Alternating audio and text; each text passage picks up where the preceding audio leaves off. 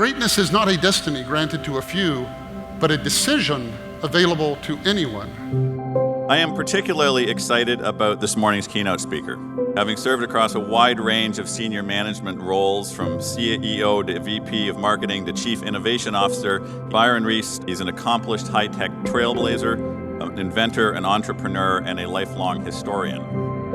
He is the author of Infinite Progress: How the Internet and Technology Will End Ignorance, Disease, Poverty, Hunger, and War. And his next book, due this year, is Fourth Age: Smart Robots, Conscious Computers, and the Future of Humanity. What I love most about listening to Byron is his unapologetic optimism. As Los Angeles Times Magazine put it, Reese believes that planet Earth is ultimately a pretty good place and it's getting better all the time. Ladies and gentlemen, Byron Reese.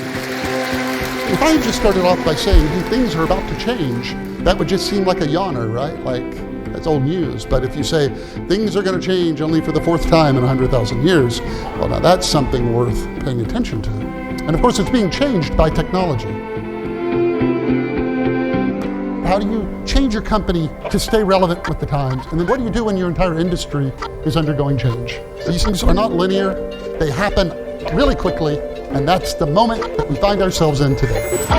Technology drives progress.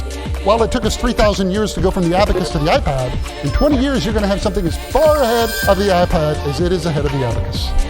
What are you awesome at? And how do you do it in this new world I'm talking about? And so what I would like to do is start off by talking to that. Let's see where this world that we're in is heading. You live at the great turning point of all of history. And because you were here, and because you were part of making that better world, you can all tell your children and your grandchildren that you were part of making this world that we had all dreamed would someday be possible.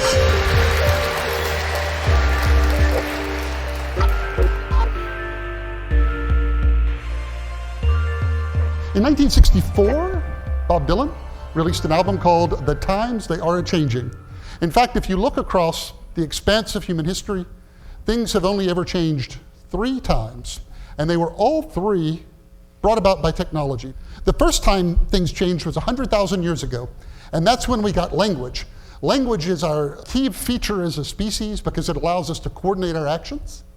And the interesting thing about language is it came at exactly the same time as another technology came, which was fire. And the reason these 2 things are linked together is because fire gave us the ability to cook our food. And when you can cook your food, you actually get a lot more calories out of it. And what we did is we took all of these extra calories and we went all in on the brain. And that's how come your brain uses 20% of all of your energy. But with animals, even the so-called higher animals, it's never more than 8 or 9%. The second time things changed was just 10,000 years ago. That's when we got agriculture. Agriculture gave us cities, right? Because for the first time, we would settle down and we would stay in one place. And when you had cities, you had the division of labor. Everybody learned to specialize. The third time things changed was just 5,000 years ago, almost yesterday. And that's when we got writing. So anything that happened before that is literally prehistoric. And what was the technology that we got when we got writing? We got the wheel. And if you think about it, those also go together in that the base of the nation state was finally created. So I believe what I'm here to do is to tell you that things are about to change again for the 4th time. And what we are learning to do is build machines that think. We're outsourcing what our brains do to a machine. In addition, we're outsourcing what our bodies do to robots. And presumably the thought that's coming into your mind right about now is, well, wait a minute, if we outsource our brains and our bodies, what are we? What is left of us? What makes us human? And I want to point out that it took us 5,000 years to go from the wheel to the moon. And yet, that didn't happen in a linear fashion. We weren't halfway to the moon 2,500 years ago. Far from it. And I'm only going to show one graph in this entire talk, and it is this. It is this. This is per capita income worldwide for the last 2,000 years. As you can see, it went along flat forever, and then something happened 250 years ago that caused it to go up like that. And that's the Industrial Revolution. That's the scientific method. That's how we systematize the acquisition of knowledge. And there's no reason in the world that line is not going to continue to go up like that. So I believe deeply in something called progress. Technology drives progress. Now, what is it? We use the phrase a lot, but if you think about it, all technology really is something that multiplies human ability. This is Gordon Moore. He founded Intel, and 52 years ago, he made an observation. He said, The power of computers seems to be doubling every 2 years. It's been going on for about a decade, and I think it's going to keep going a little while longer. But Moore's law is like a little tip of an iceberg of a very big truth, which is technology has this way of doubling and doubling and doubling and doubling and doubling over time. Now, the problem is we're not any good at picturing what happens when things double a bunch of times. I mean, nothing in your real life actually does that. You don't wake up one morning with 2 kids, and then 4, then 8, then 16, then 32, then 64. Your bank balance doesn't go from 100 to 200 to 400 to 800, and so forth. So people are fantastically bad at estimating how big things get when they double. There's a story which illustrates this. It's about the guy that invented the game of chess. It's 1,000 years ago in present-day India. A mathematician came to the ruler, and he said, I have invented chess. And the ruler said, this is fantastic. What would you like for a reward? And he says, I am a humble man. Put a grain of rice on that first square, then 2 on the second, 4, 8, 16. I just want the rice on the 64th square, that's it. So is it this much rice? Or is it this much rice? Well, it turns out that it's more rice than has ever been grown in the history of humanity, ever. When the ruler found this out, he had the guy put to death. There's another lesson in there, by the way. But the big point is that normally your mind doesn't just instantly go there, right? And so what happens is we fantastically underestimate how big of a deal this doubling is. It means that while it took us 3,000 years to go from the abacus to the iPad, in 20 years you're going to have something as far ahead of the iPad as it is ahead of the abacus. And so what does this mean? What does all of this mean? It means something very simple. It means that all technical problems, we will solve them. So the first thing you will live to see in this 2040 horizon I'm talking about is you will live to see the end of disease. If you look at the worst disease there ever was, it was smallpox. It killed more people than have died in all the wars in all of history put together. And yet, the worst disease ever, this man, Jenner, made a vaccine for it in the 1790s, which is very interesting because Louis Pasteur, who came up with germ theory, hadn't even been born yet. So in other words, we were able to make a vaccine for the worst disease there ever was before we even knew it was caused by germs. Disease cannot adapt anything like doubling every 2 years that we can do. If you can hold out for 25 more years, you face the very real possibility that you will never die, because there's no reason to believe that death itself isn't just a technical problem. I think you're going to live to see the end of hunger. Well, the United States actually throws away enough food to feed all the hungry people in the world. You'll live to see the end of poverty. Poverty is just a technical problem. You don't have to have poor countries. In the last 120 years, 85% of all economic growth has come from technological advance. So what's going to happen when that line I showed you at the very beginning goes up 1,000-fold, goes through the sky? The promise of what I wanted to talk to you today is how do you, uniquely you, navigate this world? And I want to talk about 3 things. How do you innovate products? How do you come up with products in a world that has these kind of life cycles? And then I want to talk about how do you change your company to stay relevant with the times? And then finally, what do you do when your entire industry is undergoing change?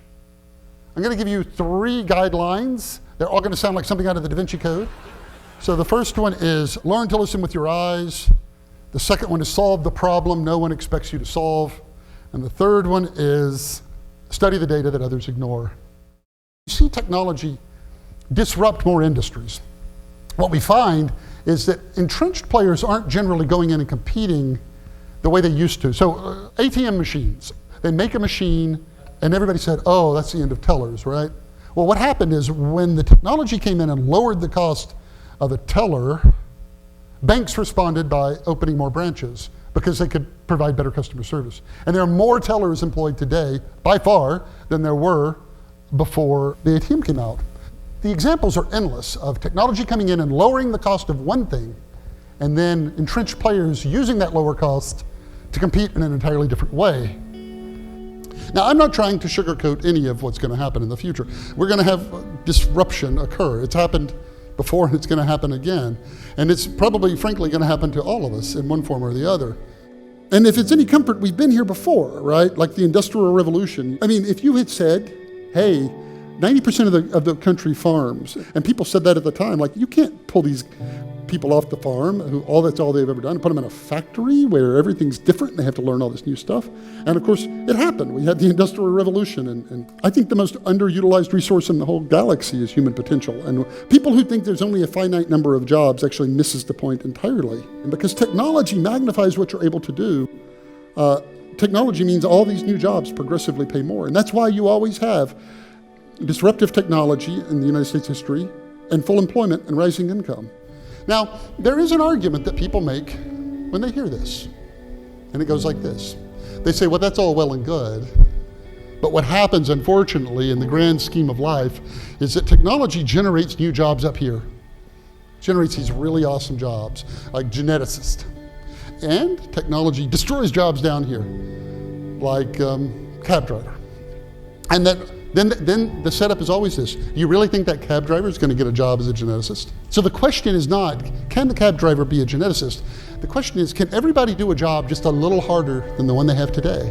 And that's all it takes for technology to give everybody a promotion. Everybody on this thing gets a promotion because of this. And that's what you want to have happen. If you look at all the jobs in 1950 to 2000, probably over a third of them vanished.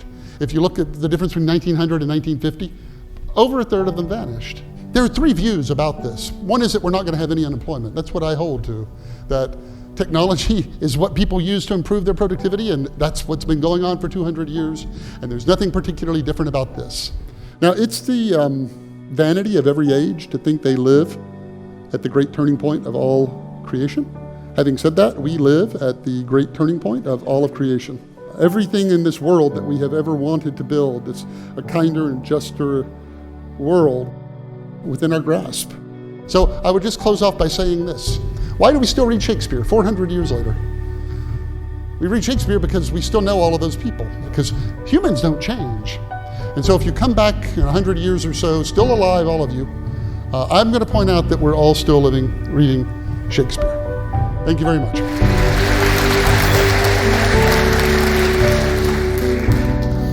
Greatness is not a destiny granted to a few, but a decision available to anyone. And the main difference between people who change the world and people who don't is whether or not they've made that decision. I have decided that I am going to change the world, and I invite you to do the same. Thank you.